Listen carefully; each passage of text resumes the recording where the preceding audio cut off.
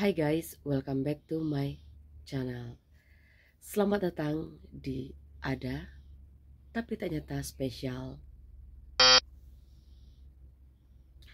Tahun ini aku ganti ya guys ya, karena aku takut itu akan dianggap meniru salah satu konten kreator besar. Sebenarnya bukan meniru, tapi aku terinspirasi. Maka aku ganti menjadi spesial moror, Mosda Horor.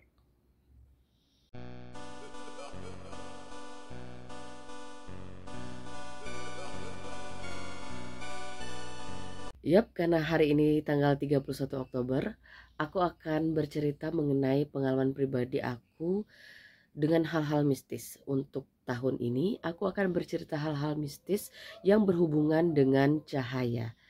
Aku usahakan 3 cerita ya guys ya, tapi aku coba 2 dulu. Kalau kepanjangan, nanti cuma 2, tapi kalau masih memungkinkan aku akan beri 3 cerita. Untuk cerita yang pertama ini, aku beri nama Rantai yang Bercahaya. Nah, kejadiannya ini berlatar di tahunnya aku lupa, tapi kurang lebih di atas 20 tahun yang lalu. Karena aku lupa itu zaman aku sekolah SMP atau SMA. Seperti yang kalian tahu, aku tuh dari kecil itu tinggal di rumah kakaknya ibu aku. Eh Apa ya kita manggilnya, Uwa gitu. Uwa. Jadi inget itu gak sih? Oke. Intermezzo. Kita sebut saja tante. Nah, jadi aku tuh udah tinggal di rumah tante aku. Jadi kita buka layout dulu ya rumahnya tante aku itu. Kalau kita masuk dari pintu belakang, terus kita buka pintu, yang pertama akan kita dapati adalah pemandangan ruang keluarga yang luas banget. Terus deretan, kalau kita buka pintu, deretan pintu itu ada kamar 1, kamar mandi yang agak menjorok ke dalam, kamar 2, kamar 3. Setelah kamar 3 di sini ada kamar lagi. Kamar keempat, sebelah kamar keempat itu ruang tamu umum, pintu depan. Tadi aku bilang kan antara kamar 1 dengan kamar 2 ada kamar mandi yang menjorok ke dalam. Nah, space yang kosong itu diisi dengan lemari TV, meja TV lah bisa kita sebut, pasti ada TV-nya. Nah, karena TV posisinya di sana, pastikan akan ada sofa atau tempat duduk yang mengarah ke TV. Nah, pada tahun segitu di tempat aku tinggal itu karena kota kecil, jadi masih ada namanya sistem mati lampu bergiliran. Waktu itu jam 7 malam dan masih ada mati lampu bergiliran. Biasanya itu akan hidup lagi jam 9 malam. Jadi aku duduklah karena gabut kan, tidak ada apa-apa. Kota kecil sepi pula, mati lampu ya kan, beda dengan kota besar. Aku ngobrol lah dengan sekitar 4-5 orang, tapi aku lupa orang-orangnya siapa pada saat itu. Yang jelas ada salah satunya PRT lah yang kerja di sana, dan PRT juga aku lupa karena pembantunya banyak, wah, orang kaya. Jadi ngobrol-ngobrol lah, singkat cerita ngobrol-ngobrol. Terus pintu rumah dalam keadaan dibuka, dan kami tuh kebiasaannya tidak pakai banyak lilin ya, karena kan mati lampunya sebentar tuh. Jadi kami hanya menggunakan sekitar 2-3 lilin, yang satu untuk dibawa ke kamar mandi, saat di ruang yang lebar tadi paling ada 2, tapi di kamar masing-masing ada gitu. Jadi dengan ukuran rumah yang sebesar itu, dengan cuman 1 lilin 2 lilin yang menyala kan agak remang-remang ya kan, kayak kafe. Nah, terus lagi duduk-duduk ngobrol, tiba-tiba aku lihat ada rantai ukuran 2 jengkal orang dewasa, bulat bersusun begini, hanya 3 susun, 3 atau 4, kebayang ya, kayak rantai kalung gitu atau rantai kapal.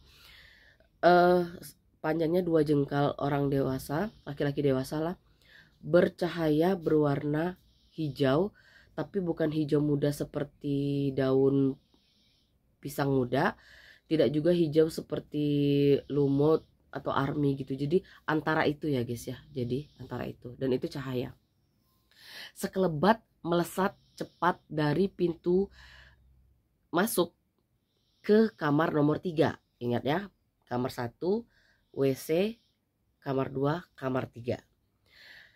Dan kamar itu adalah kamar apa? Kamarnya tante aku ya. Dan kepercayaan kami orang Mukomuko, Kabupaten Mukomuko Provinsi Bengkulu, kan kami orang sana tuh. Rantai itu ada namanya rantai inisial S. Aku nggak mau sebutin karena pesan kakek aku yang kayak gitu tuh jangan disebutin. Takutnya pas orang lagi ngirim kita sebutin atau kita tegur, kita lihat kita tegur berbalik ke kita. Karena itu rantai apa? Itu adalah rantai guna-guna gitu, santet gitu ya. Nah, ke kamar paman aku, tante aku gitu. Terus aku deg-degan kan karena tahu ada rantai itu, dan herannya nggak ada yang lihat kecuali aku. Akhirnya besok pagi aku lihat kondisi paman dan tante aku, alhamdulillah baik-baik aja. Tante aku memang mengalami stroke ya, tapi pagi itu dia ya seperti biasa memang sakit stroke, tapi memang tidak ada yang gimana-gimana, seperti dia masih bisa bicara, masih bisa jalan gitu, nggak ada masalah. Jadi bersyukurnya tidak ada apa-apa, tapi aku yakin itu memang ada orang jahat. Paman aku memang punya penjaga-penjaga gitulah ya. Gimana guys? Kalau kalian orang muko-muko dan tahu rantai inisial S yang aku bilang, please jangan tulis di kolom komentar ya. Gimana guys? Apa kalian cukup merinding dengan cerita ini? Oke, next. Dan cerita yang kedua ini adalah aku melihat bola api, atau mungkin disebut orang sini atau orang Pulau Jawa nyebutnya banaspati, tapi kalau di kampung aku nggak tahu namanya apa. Dan lagi-lagi kata kakek aku yang kayak gini tuh jangan ditegur, kalau kita lihat tuh jangan ada banaspati, jangan ya, itu bisa nyerang kita balik gitu. Ini latarnya lebih lama lagi guys, kurang lebih umur aku tuh kalau nggak belum TK atau sedang TK, kita anggapnya lah 5 tahun kan, waktu umur aku 5 tahun. Kalau sekarang aku 38, kita potong 5 tahun berarti sekitar 33 tahun yang lalu kejadiannya. Lama sekali. Dan kali ini tuh aku latar belakangnya di Kabupaten Mukomukonya ya. Jadi paman aku yang tadi aku cerita di awal yang kaya raya itu dia kan beli rumah bekas peninggalan Belanda yang posisinya itu di pinggir jalan lintas Sumatera. Di seberang rumah itu jalan lintas Sumatera, di depannya lagi itu dulu itu kebun kelapa ya guys ya. Kalau sekarang udah perumahan banyak, pertokoan banyak gitu. Jadi malam itu tuh jam 8 malam. Nah, kalau di Kabupaten Mukomuko itu zaman dulu itu lebih parah lagi dari kota aku. Dia itu apa ya? Mati lampu itu hampir setiap hari dari jam 6 sampai jam 6 gitu. Waktu itu aku main-main tuh sekitar jam 8 malam, main-main di ruang tamu gitu sama sepupu jauh atau saudara jauh aku, kalau nggak salah namanya Nando. Masih ingat nggak ya dia sama aku? Jadi main-main gitu, tiba-tiba, nah itu posisi pintunya ada dua ya, kiri kanan, dan itu dibuka pintunya. Terus tengah-tengah antara pintu dan pintu tadi itu ada jendela gitu, bentuknya cembung gitu. Terus main-main terus aku lihat ada bola api dari arah Padang ke Bengkulu. Aku nggak tahu utara selatannya ya, pokoknya dari Padang mau ke Bengkulu aja arahnya gitu. Jadi nemplok dari satu pohon kelapa ke pohon kelapa lain sebanyak 3 pohon kelapa. Dan aku lupa apakah dia balik lagi ke arah Padang atau terus ke arah Bengkulu menghilangnya itu. Nah, dan aku bilang itu apa ya, ukurannya itu sebesar bola kaki pada umumnya, dan berapi-api gitu, membakar, membara. Masalahnya itu jaraknya tuh kurang lebih 30 meter dari yang aku melihat, sampai ke 30 sampai 50 meter dari titik aku melihat sampai ke bola api itu 30 sampai 50 meter jauhnya. Itu aja sebesar bola kaki, berarti kalau kita dekat banget berarti gede banget gitu ya. Terus besok paginya kan aku penasaran, aku nggak sempat bilang ke saudara aku, takut dia takut. Aku tuh emang dari kecil tuh kalau hal-hal kayak gitu tuh nggak langsung panikan gitu ya.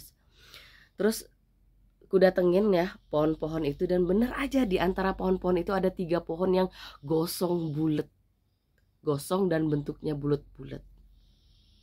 Apa itu guys? Aku juga nggak pernah nanya sih sama kakek aku kalau di kampung aku namanya apa. Mungkin kalau kalian di Pulau Jawa banaspati meren. Gimana guys? Apa kalian punya pengalaman dengan bola api ini? Pernah lihat secara langsung? Komen di bawah. Nah guys, karena ini waktunya pas aku lihat-lihat, karena ini spesial, nggak mungkin aku bikin di bawah 10 menit ya kan, nggak apa-apa lah di atas 10 menit. Oke, aku kasihkan bonus satu cerita lagi. Aku melihat cahaya yang besar mirip komet gitu meluncur di atas kepala aku jam 8 malam. Jadi kisah ini berlatar kita tadi maju mundur, kita maju lagi, oke? Sehari ini enggak. Terus ini berlatar di tahun 2004 atau 5, karena aku ingat ini SMA. Teman aku inisial R itu curhat ke aku kalau dia curiga cowoknya ini bakalan nongkrong aneh-aneh dan dia mau mata-matain gitu. Ngajak aku untuk nemuin pacarnya itu, katanya lagi nongkrong di rumah temennya. Pacarnya itu inisial A, temennya itu juga inisial A. Temennya itu adalah saudara jauh aku, juga orang muko-muko. Muko-muko terus ya, promosi ya, Wak. Nah, jadi pergilah kami. Posisi rumah teman aku itu yang orang muko-muko ini, yang lagi didatengin sama pacar teman aku ini, di samping salah satu rumah sakit umum daerah di wilayahnya, bagian wilayahnya ya, sekitar situ berarti ya. Jadi karena posisi rumah dengan jalan itu tinggi jalan daripada atap rumah, kita taruh motor di rumah tetangga, terus kita jalan-jalan sambil ngeliat dari atas jalan sedang apa gitu. Ternyata dia memang nongkrong kayak main gitar, makan kacang, main apa namanya, kartu, ngobrol biasa. Jadi kecurigaan teman aku ini nggak bener istilahnya. Lagi teman-teman aku ngintip, terus tiba-tiba aku lihat ada cahaya yang melintas di atas kepala aku. Itu gede banget guys, sampai aku nggak tahu itu diameternya berapa, mungkin 6 meter kali ya lingkarannya tuh ya, 6-7 meter, itu gede banget. Dan warna cahayanya itu putih, tapi kayak kain putih yang kena tanah-tanah, jadi agak-agak lecek-lecek bulukan gitu, putih-putih krem buluk kotor gitu, paham ya maksud aku ya. Itu melintas di atas kepala aku. Teman aku nggak lihat karena lagi asik mantau, jadi aku lihat, ih apaan itu, cahaya apaan, gede banget gila. Terus pas aku pikir-pikir lagi, aku lihat lagi arahnya, siangnya aku coba lewat lagi, aku baru menyadari satu hal. Cahaya itu berasal dari kamar mayat. Sampai sekarang aku masih mikir gini, kalau itu meteor kenapa tidak ada pemberitaannya, kenapa tidak heboh-heboh, kenapa tidak ada orang sekitar situ yang heboh-heboh, tidak ada masuk berita, minimal berita lokal ke koran-koran lokal, itu nggak ada. Kalau itu roh yang dipanggil Tuhan, berarti serem banget ya Wak ya. Bener itu arahnya dari kamar mayat gitu. Wow, serem gak yang bonus? Jadi menurut kalian apa guys? Apakah saya tadi itu adalah roh yang sedang ditarik, ataukah meteor gitu, atau apa guys? Apa kalian punya pengalaman seperti itu? Aku sebenarnya punya satu lagi sih cerita yang sama kayak cahaya yang melintas di atas kepala, tapi terang banget, tapi kayaknya itu meteor deh. Kayaknya sih, kayaknya meteor deh. Nah, dari ketiga cerita horor aku tadi, gimana menurut kamu, serem atau malahan biasa aja? Ya kan? Ya mungkin bagi kalian yang tidak punya pengalaman atau skeptis itu B aja, tapi kalau untuk kalian yang sama seperti aku, pasti kalian kayak ada rasa deg-degannya. Ya walaupun aku nggak pungkirin, bukannya sombong atau takabul, tahayul atau apapun, aku termasuk orang yang tidak panikan kalau untuk hal seperti itu. Percaya hal goib, percaya karena kan Tuhan goib, tapi tidak menjadikan itu harus takut, betul. Iya, tidak harus jadi berani, enggak, kita harus meyakini mereka ada di antara kita. Nah guys, itu saja ketiga cerita horor aku untuk tahun ini. Aku akan bercerita kembali di tahun depan di tanggal 31 Oktober. Tapi kalau kalian requestnya banyak untuk cerita di luar 31 Oktober, maka aku akan cerita karena playlist aku banyak banget. Dan juga kalau kalian ingin ceritanya diceritain, boleh kalian tulis komentar di bawah atau inbox di media sosial aku, Instagram atau di Messenger Facebook atau di TikTok. Nanti setelah video ini ada tuh media sosial aku, oke? Nah guys, itu saja cerita aku untuk tahun ini. Terima kasih sudah menonton. Jangan lupa like, komen, dan subscribe. Nyalakan lonceng notifikasinya. Bagikan di media sosial kamu, follow juga media sosial aku. Channel ini tayang setiap hari Minggu. Khusus horor tayang setiap 31 Oktober. Sampai bertemu lagi di video selanjutnya. ada